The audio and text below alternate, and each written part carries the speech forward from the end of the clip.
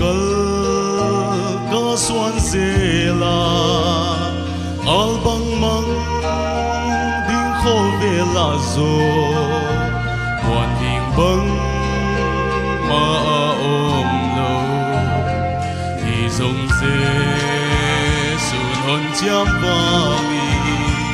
lung kham na ka nei lo we bang kim ma thi khol wangin no asiang lam ka zuan ze đi thil bang kim tua ding hi ma leng thei khol lo thil te a so len gel tu to pa ka thei hon pi se ding chi ka thei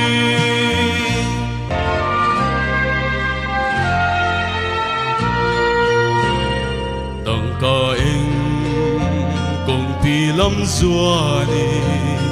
gol ni suak lam ka zuan ze mang ban na hong tung zel ma le ka bua ki khon don zel hi su ni tum lo na gam ma zo mi tui te oh ta di kim zi lo na gam mel lo ma na in kha za ke thil bang kim quang ting hi ma leng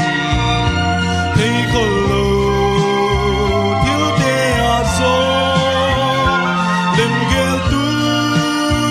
to pa ka thei hon pi se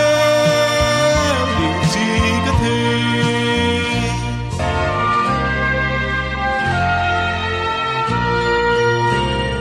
Phol sin lam pi ka zui lai tak sa phun hong tung ma le kol gi zong tai san lo to pa a hon pai san nge lo gi